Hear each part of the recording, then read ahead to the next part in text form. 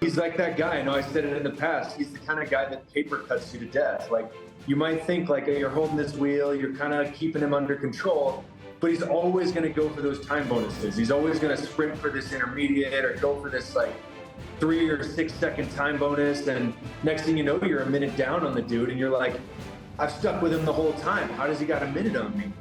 I've said it before, but I'll say it again. I couldn't believe seeing a young American rider come across the line in a winning breakaway, a close third or fourth, and so frustrated with himself and distraught that he couldn't get it across the line. But the mountain stages, certainly, like with the form that he's on, and you know, he was looking good out there today.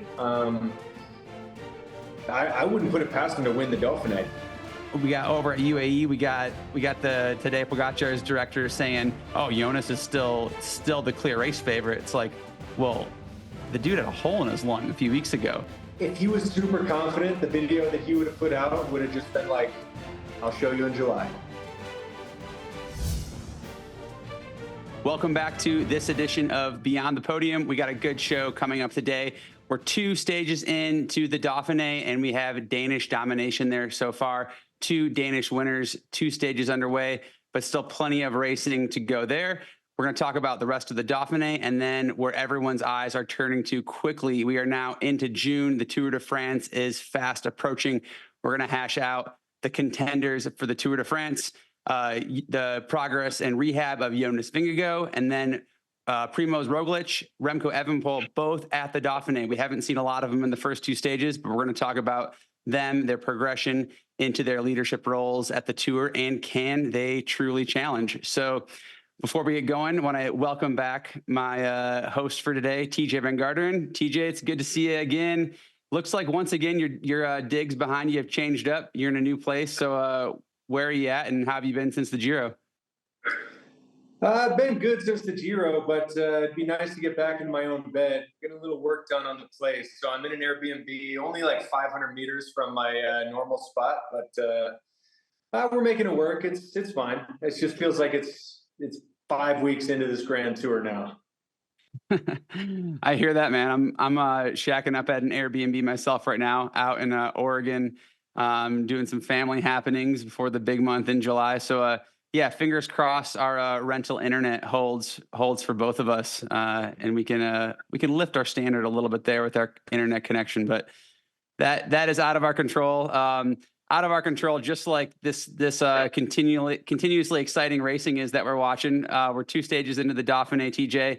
I assume that you've caught up with a little bit of the first 2 stages. Mads Pedersen with the big stage win, stage 1, and then today, just a few hours ago, Magnus Cort, who I think you worked with a little bit last year there at EF. So what are your thoughts as we're 2 stages into the Dauphiné? We haven't seen the GC riders come to the fore, but we still have had 2 good stage finishes to start us off. Yeah, well, first of all, super happy for Magnus Cort. Was teammates with him, worked with him on EF. And I know him and Mads Pedersen, they have a little bit of a rivalry going. So when I saw Mads Pedersen win, I know that it would have kind of irked Magnus a little bit. And that would have motivated him to get that win today. But man, like these Danish guys, they're just dominating all over the place. I mean, you got Magnus, you got Mads, you got Skelmoza, and of course Jonas Vingegaard. It's like the new wave of cycling. It's coming out of Denmark. Yeah, they're impressive. Yeah, going back to the Danish Grand Depart of the Tour a few years ago, I think Magnus, really probably came to the fore to a lot of the American audience that we have on this show then. And that mustache is a familiar sight flying out of the mist today. I got to admit, I had to sort of remind myself and jolt myself that he was on a new team. But what another masterclass ride by Magnus. We've seen him time and time again, just sort of surviving, lasting, using that just tactical race savvy he talked about after the stage, using his teammates. They'd pull him into position before the steep sections of that ramp, and then he'd kind of sag back and they'd encourage him to hang on. So yeah, really, really exciting. Also heartbreak for Bruno Amaral. So close. And I got to admit, I kind of bumped heads with Bruno when we were racing together, but I think that's because we were often in the same group. We were these guys that we didn't get to win a lot. We were always working for our leaders. and he's a French guy at the Dauphiné, almost with his first World Tour win. So another heartbreaking breakaway. Just being snatched away there.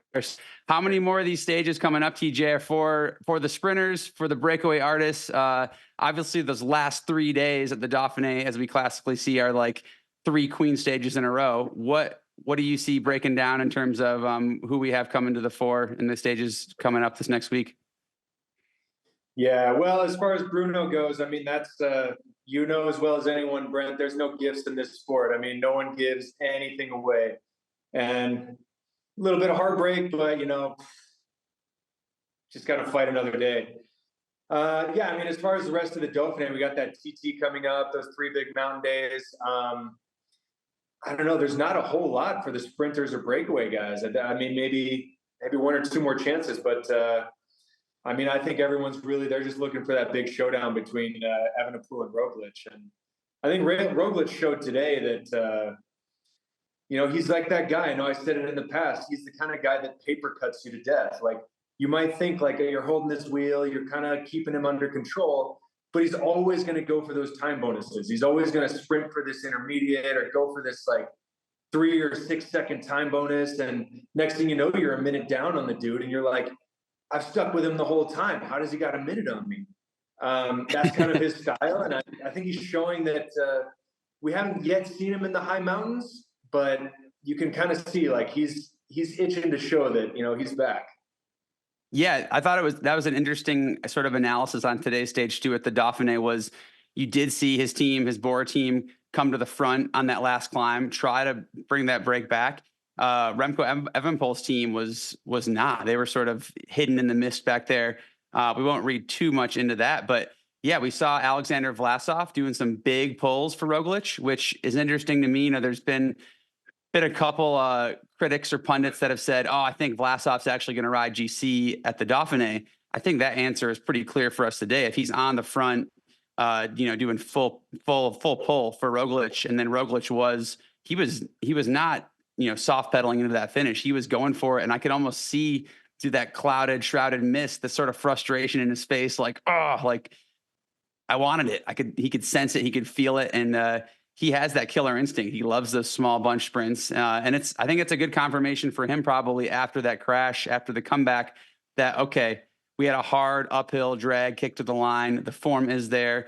And, looking at him up against Remco Evenepoel, we see Evenepoel sprint and go for situations like this as well. And he was not up there punchy today, surfing around. He wasn't, arm in arm with Primoz over the line there. So let's not get ahead of ourselves. We can't draw too many conclusions off just 2 stages.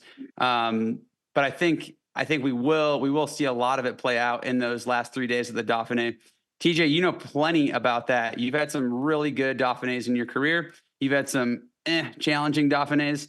Let's talk about how the Dauphiné fits into this picture of Tour de France prep. So we all like to draw these conclusions. We all like to say, if you're not good here, you can't be good at the Tour. But tell us about your own experience of having success or having struggle at the Dauphiné and then going into the Tour.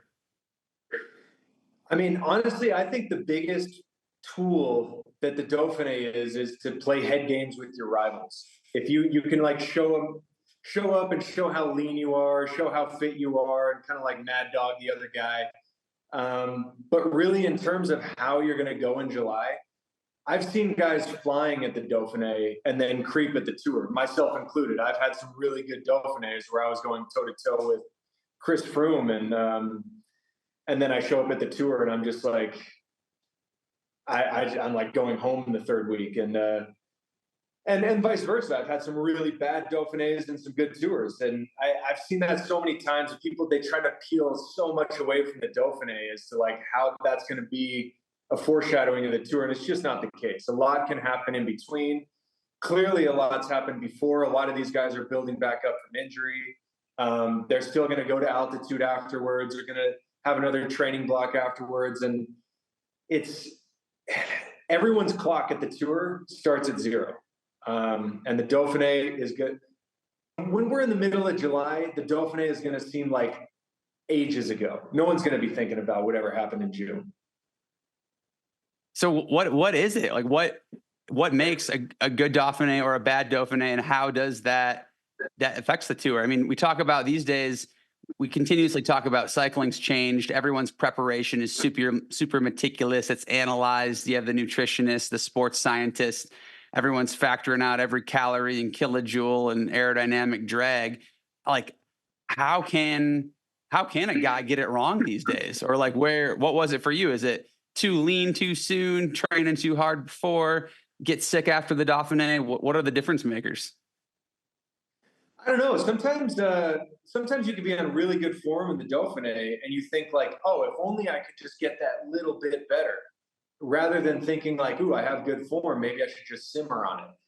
There's like that. There's kind of just enough time in the Dauphiné, between the Dauphiné and the Tour, to screw it up. If you do, say, Tour of Swiss, that's a little bit closer, you basically just have to rest until the Tour. So sometimes the Dauphiné can be a really good prep, and it can kind of show you what you need to work on. Like, okay, there's a good TT in there. Maybe the TT didn't go well. I'm going to train a bit more on the TT bike.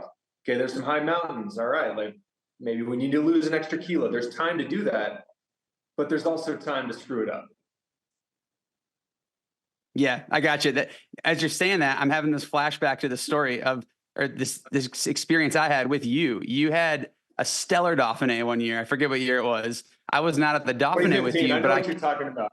When we went to the Dolomites. Yeah. We went to the Dolomites to train, and you had just gotten second at the Dauphiné. You were flying, and you're there, and you're like, man, I got to keep pushing. I got to get better. Like, I'm going to do more. Like, we're out training in the snow. We were, peeling ski jackets out of our rain bags so we could go down the downhills. It was nuts. I was thinking like, TJ, man, you're literally the second best guy in the world right now. Like, whoo, calm down, man.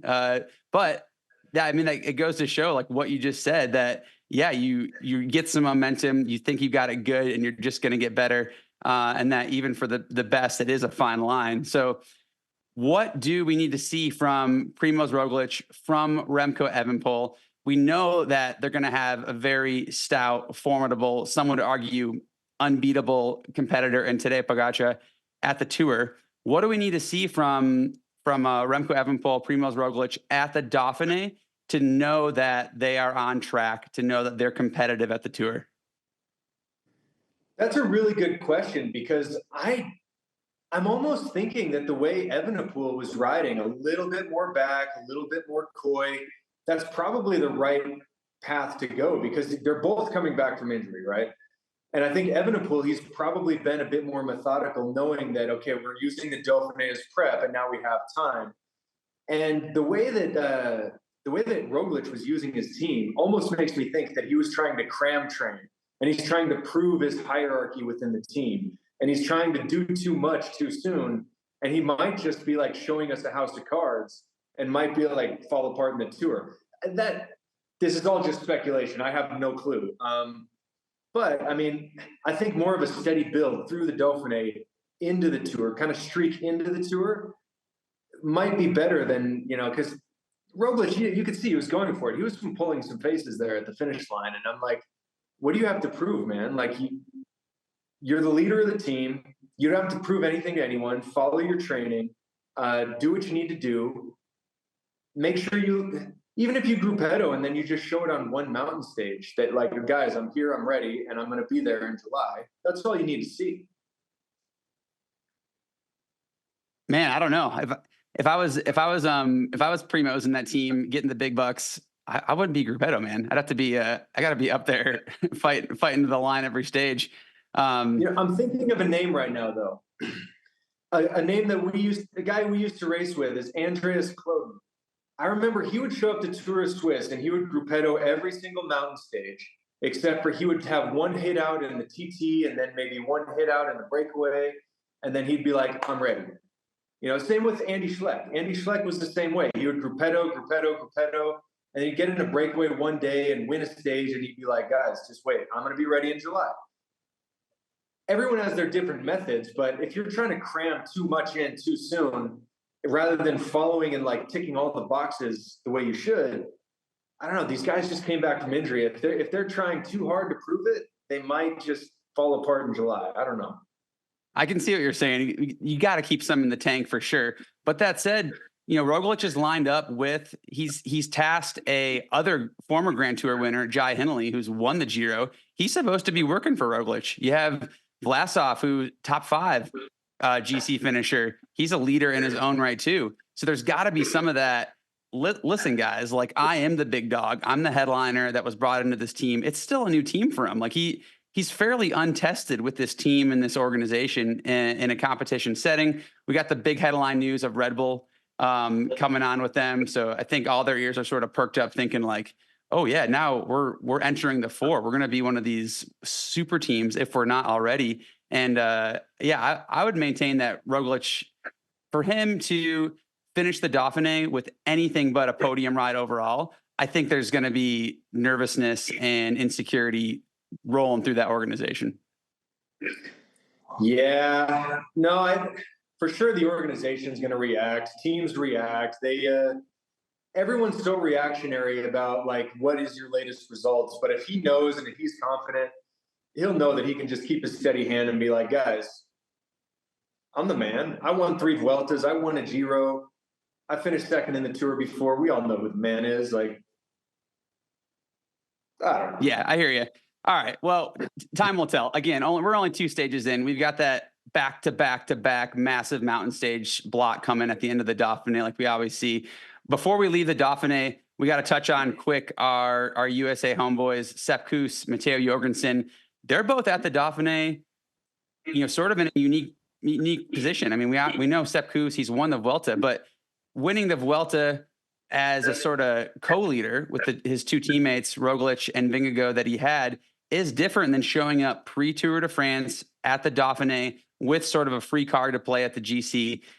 Same sort of role with Matteo Jorgensen. He's had a storming spring. He did ratchet it back a little bit. I loved it. I saw the photos he was sending out. He took his sort of early season break. He was ski touring. I love that, Matteo. Thank you. Little soul for the kids at home. But yeah, these guys, they're both in good form by all accounts. The teams have said, we don't know if Jonas is going to be at the Tour, but we have 2 other very capable guys in Sepp Kuss, Matteo Jorgensen. So talk to us about what these guys, what do you truly believe they think they're capable of? How is their approach to the Dauphiné? Is it they have to be in the top 10 or it's a bust? Are they winning a stage?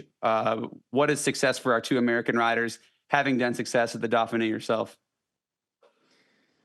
No, I mean, I think Sepp Kuss, I would love to see him win the Dauphiné. The TT might be a little bit of something that gets in his way. He hasn't shown a super strong TT performance in the past, but the mountain stages, certainly, like with the form that he's on, and he was looking good out there today. I wouldn't put it past him to win the Dauphiné. And then, depending on how Jonas is in the Tour, he might just have one of the greenest lights of his career to just, hey, go ride top 5 or even podium in the Tour. Jorgensen, he was 3rd today. Would have been nice to see him get that victory, but I don't know. As far as the Dauphiné goes, I don't know how many more opportunities he's going to have, but in terms of the Tour, I don't know if he's going to try to, depending on what Jonas is doing, ride GC, ride in support of Sepp, or just try to win stages. If I were to hope he would choose one route, I'd say go in the breakaway, and I bet he can win 3 stages.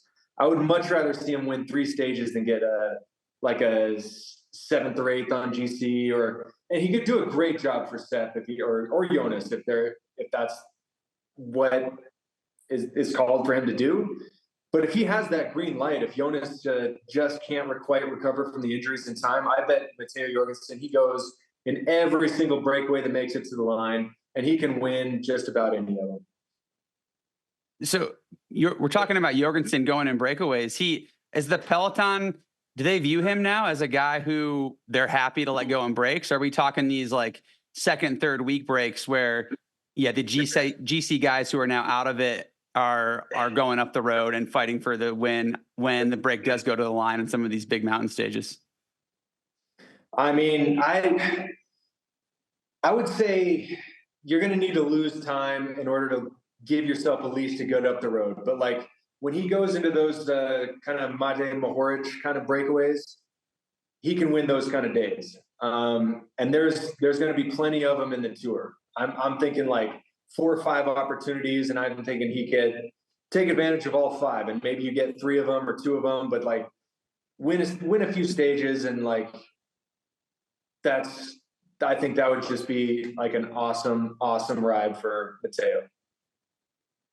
Yeah, and I mean, we've seen him close to winning Tour de France stages. You know, back in his debut tour a couple of years ago, he was already so close. And I've said it before, but I'll say it again. I couldn't believe seeing a young American rider come across the line in a winning breakaway, a close 3rd or 4th, and so frustrated with himself and distraught that he couldn't get it across the line. So, yeah, I love that killer instinct has been in Matteo from the beginning. And I'm sure that is still an objective for him.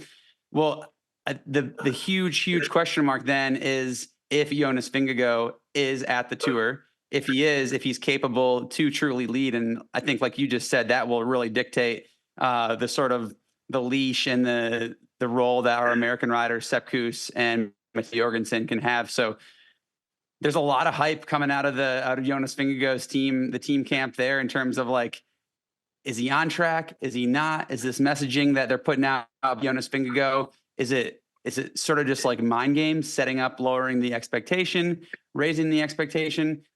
We got over at UAE, we got the Tadej Pogacar's director saying, "Oh, Jonas is still the clear race favorite." It's like, well, the dude had a hole in his lung a few weeks ago. So what do we make of this? You're a team director. What do we make of this sort of like already strategic mental game between these teams and this messaging and this potential propaganda, if you will? Propaganda. I love that. Yeah, look, I know I was texting with you earlier, Brent, and I don't care about any videos anyone puts out. Look, I can put out a video of my 7-year-old daughter, make it look like she's flying. Like, I don't care about the videos. Like, I want to see you in action. If you line up in July, you better be ready to go. And if you're not ready to go, there's no shame in that. We all saw you on the ground in Pace Fast. We want you to get 100%. We want you to heal up properly. We want you to take care of your health and do it correctly. And if you need a couple more weeks or months, there's no shame in like sitting out the Tour and going and winning the Vuelta. But if you want to show up in July, you're not getting any excuses. You know, like if you show up in July, you better be ready to go, because like there's other people chomping at the bit, guys like Sepp Kuss, guys like Mathieu Jorgensen, who want their chance. So you're defending champion, there's going to be expectations. And if you want to line up, then yeah, we're going to expect to see Jonas Vingegaard. If you're not Jonas Vingegaard yet, wait till the Vuelta and take care of yourself, take care of your health. But yeah, as far as these video games and the videos and the head games that they're putting out, I don't even pay attention to that stuff. I just want to see, what do you do between the start line and the finish line? Yeah, I hear you. I'm in the same camp that these teams, the communication, it's not conversational and always authentic. They're not accountable to the media or the fans like they are to themselves within their own organization. Of they're charged with winning and doing the best performance they can, and they'll say whatever they feel like saying or needing to say to set themselves up the best for that. That said, so let's talk about like who makes that decision. Ultimately, Jonas Vingegaard at the Tour, yes or no? We've got team directors, we've got sponsors, we've got managers, we've got other teammates, doctors. You're in these management calls and meetings now for your team. How is this decision made? Who's involved? And give us a little glimpse of the inside behind the scenes into what's going on there in the war room at Visma Lease a Bike. I would say that the team doctors would have the most say, but like you said, that the waters will get very muddied with, but there's the sponsors, and there's this, the management, and then there's this, and then there's this. But so I think the ultimate decision is going to have to come down with the only person who knows if he's going to be ready, and that's Jonas Vingegaard himself. You know, him and his family and how he's feeling in the training and what his pain level is. And I mean, clearly, if you give him an X-ray and there's a broken bone, like that's something that you can just see. But if he's feeling like, you know what, I need a bit more time, that's going to have to come from him. And I hope he's mature enough to make that decision for himself and not have all these other outside influences, not have him influence them in a negative way. And I think the guys on Jumbo, I know a lot of the people there, and I don't think that they would try to rush him back, or I don't think they would try to compromise Jonas's health. I mean, there's a lot of really good people there. I actually rode for Rabobank Continental back in 2008 and 2009, which is, the same organization. So they're going to take every precaution. So if he shows up, he's going to be ready. Whether or not his fitness is there, that's another thing. But I don't think they would play. I don't think they'd play around with his health at all like that. But if his fitness isn't there, and if he's going to set himself back health-wise, please, Jonas, just go win the Vuelta. Like the Vuelta's, you've already won 2 tours. It's going to be there again next year. I know I've said it already, but that's my feeling.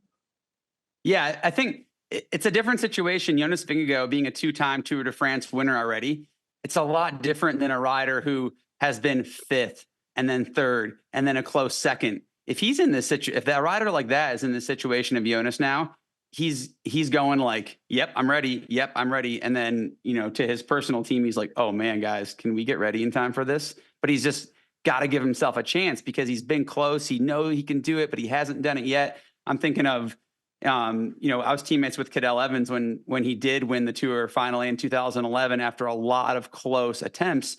There was a lot at stake just to continue to keep himself in the conversation, in the leadership role. And he didn't know how many more chances he was going to have. So every one of those chances was really important.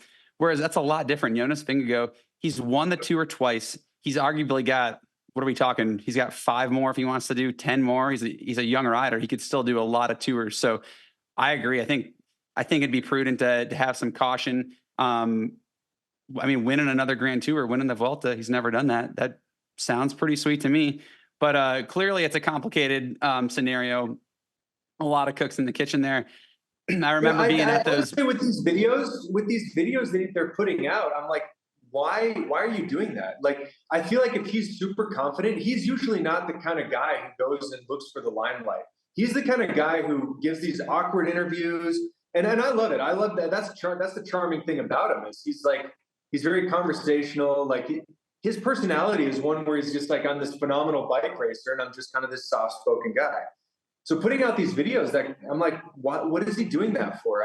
I almost think that that's a lack of confidence, and he's trying to like overcompensate for knowing that maybe his form's a little bit behind.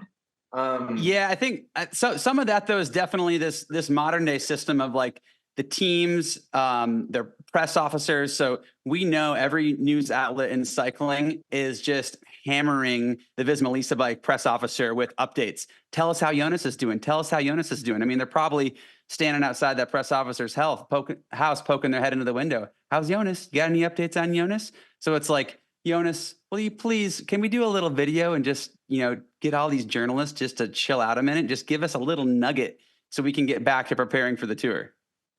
Yeah, but if he was super confident, the video that he would have put out would have just been like, I'll show you in July. Oh,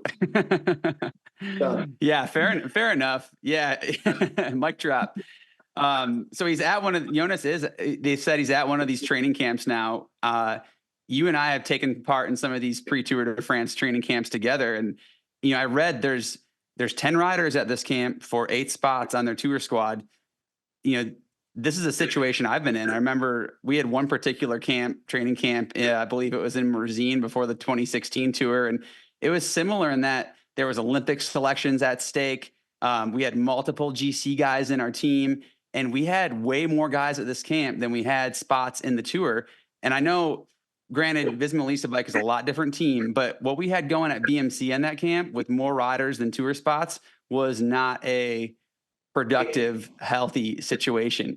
It was tense. And I had that same conversation, granted in a lot different role than Jonas, but I remember our director pulling me aside, quiet room sort of in the basement of the chalet where we're staying saying, Brent, tell me, will you be ready for the tour?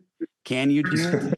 So, yeah, I'm just imagining. I mean, they have Wout van Aert there. Jonas Vingegaard is there. You have these guys who are all superstars in their own right, tasked with, working for Jonas and Wout and the other superstars in their team. So that, I think we could only be a fly on the wall in that camp. But I hope, and I do think the culture in that team is a little different. It's a little different having a guy who he has won the tour on 2 past occasions. This isn't going to be his last tour.